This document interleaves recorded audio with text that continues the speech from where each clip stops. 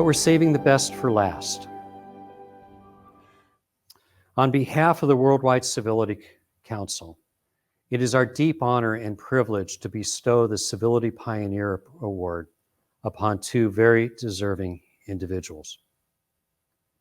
By way of some history, our first recognition of a civility pioneer was Dr. Pierre Forney at our Urgency of Civility Conference in 2019.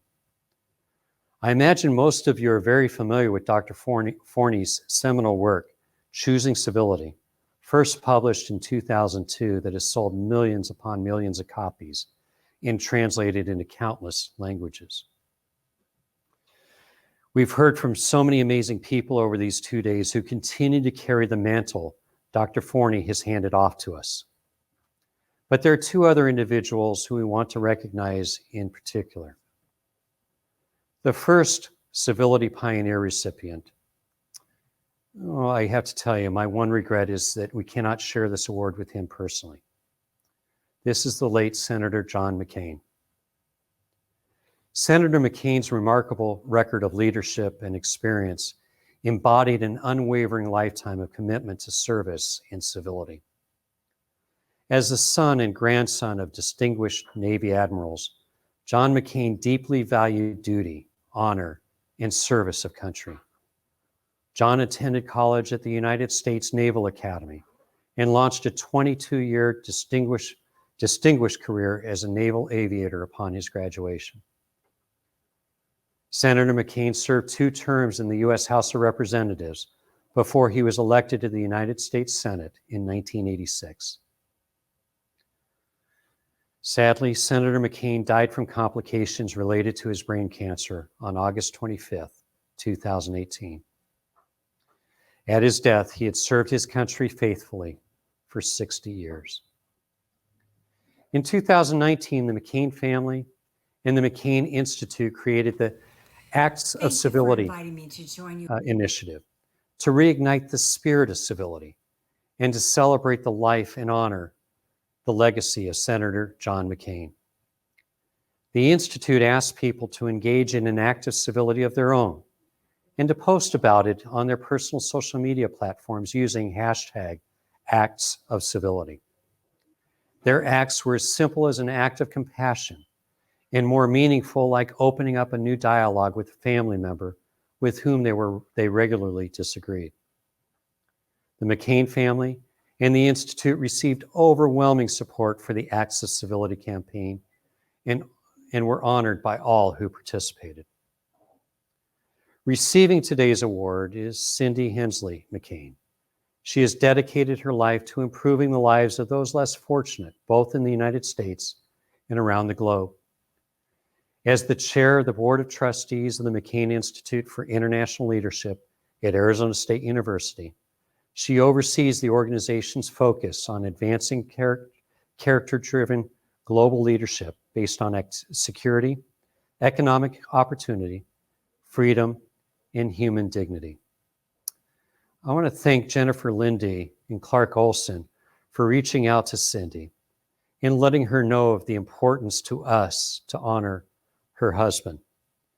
And we all know that John was the kind of man, the kind of patriot that he was, in large measure due to his relationship with his family, and Cindy in particular.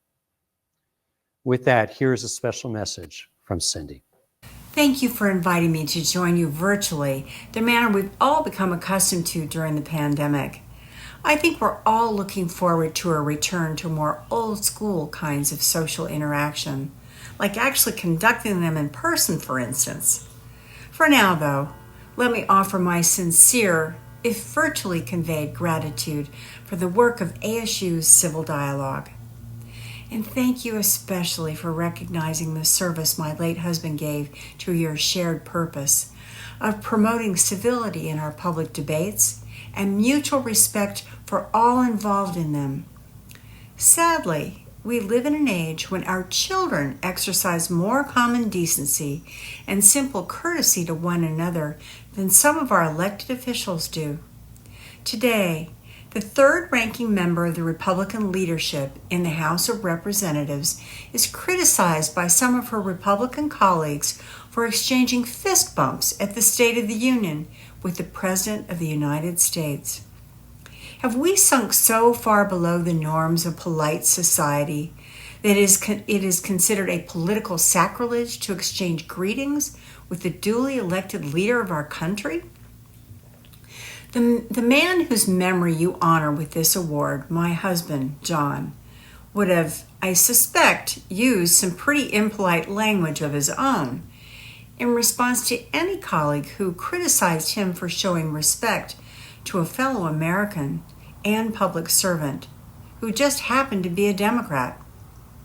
He and President Biden were friends for 40 years. John was still in the Navy when he got to know a young senator from Delaware, who a few years earlier had lost his wife and infant daughter in a terrible car accident. They became close, and John also became close to President Biden's then young sons, Beau and Hunter. When we married, we socialized together as couples. John and the president remained friends. They argued over politics, took opposite sides in policy debates, and made their cases passionately and loudly, sometimes very passionately and very loudly. Yet neither man ever doubted for a moment that he was arguing with an honest, dedicated patriot whose company he enjoyed.